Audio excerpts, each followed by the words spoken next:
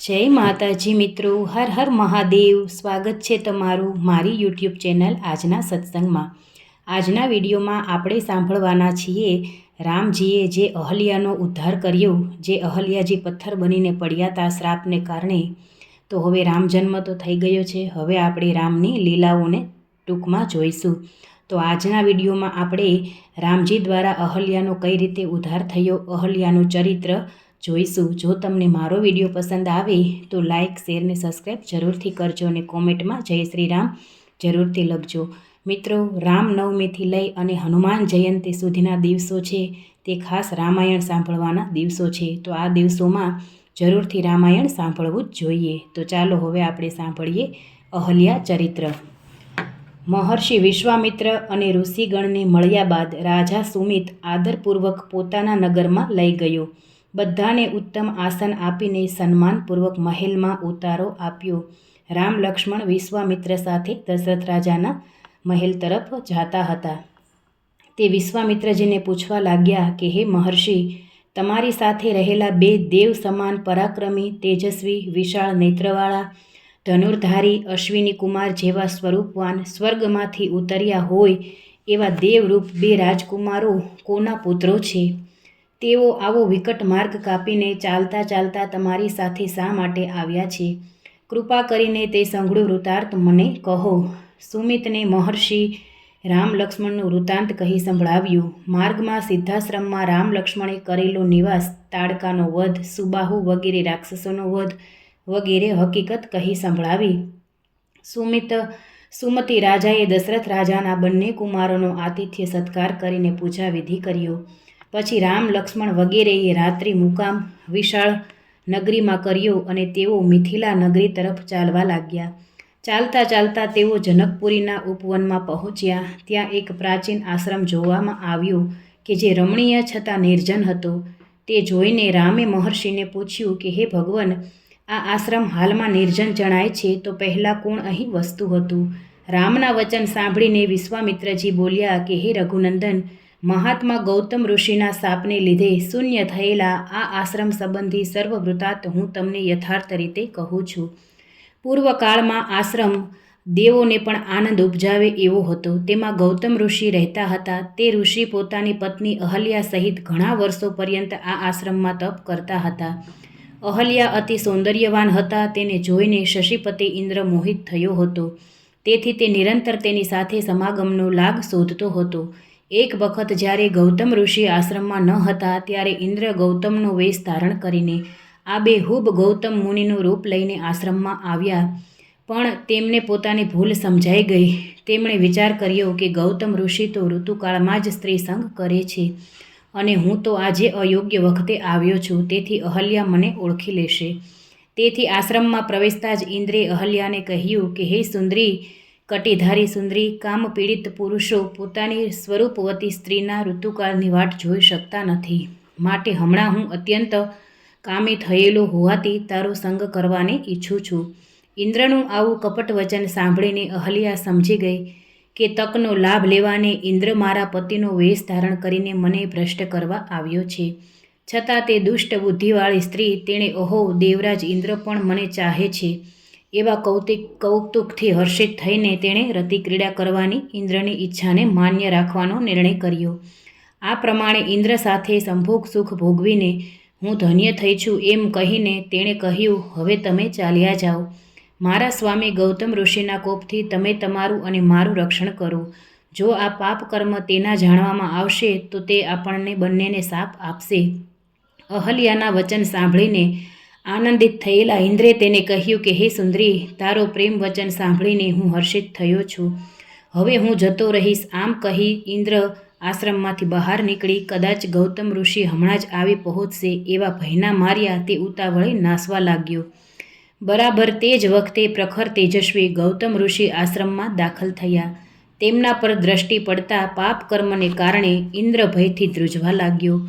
ગૌતમે પોતાના જ વેશમાં ઇન્દ્રને આશ્રમ નજીક જોઈને કહ્યું કે હે દુષ્ટ બુદ્ધિવાળા નીચ ઇન્દ્ર, તે મારું સ્વરૂપ ધારણ કરીને આવું નિંદ્ય કર્મ કર્યું, માટે જા, તને મારો શાપ છે કે તું વૃષણ રહિત થશે।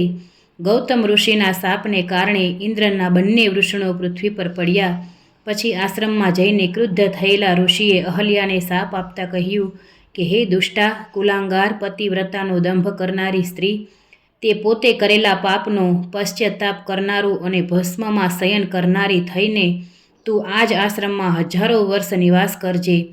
કોઈ પણ ભૂત પ્રાણી તને જોઈ શકશે નહીં. જ્યારે દશરથ પુત્ર રામચંદ્રજીના પુનિત પગલાં અહીં પડશે ત્યારે તેમના દર્શનથી તું પવિત્ર થશે.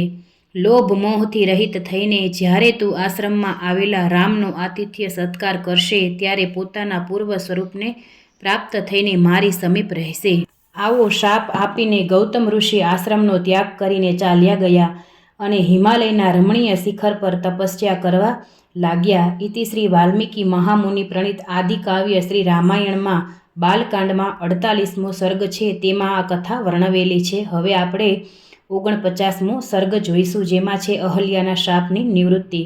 હે રામ, ગૌતમ ઋષિના શાપથી વૃષણ રહિત બનેલો ઇન્દ્ર લજ્જા પામીને સ્વર્ગમાં ગયો અને ત્યાં જઈને તેણે સભા ભરીને અગ્નિ જેમાં મુખ્ય છે એવા સિદ્ધ અને ચારણ સહિતના સર્વ દેવોને કહ્યું કે હે દેવો, હમણાં ગૌતમ ઋષિ ઉગ્ર તપ કરે છે અને પોતાના તપના બળથી સ્વર્ગલોકને પામવાનો સમર્થ તે છે.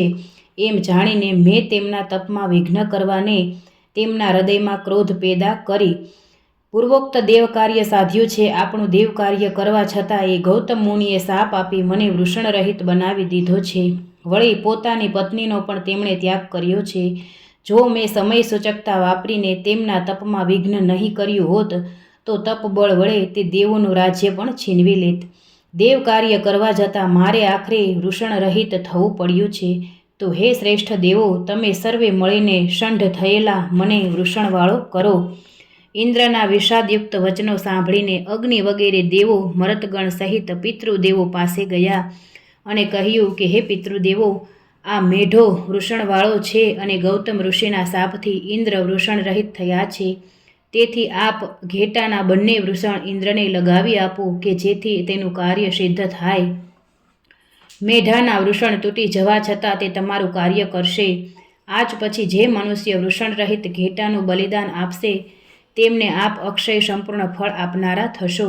અગ્નિદેવ, આવું રામાયણમાં કીધેલું છે, પણ અત્યારે પશુઓની બલિ આપવી એ યોગ્ય નથી. પણ આ બધું પહેલાંનું છે, તો પશુઓની બલિ કોઈ દિવસ આપવી જોઈએ નહીં.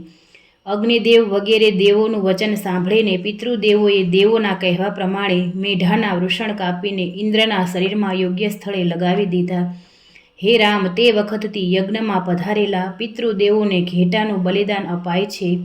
વળી આવું બલિદાન આપનારા ભોગતા બને છે.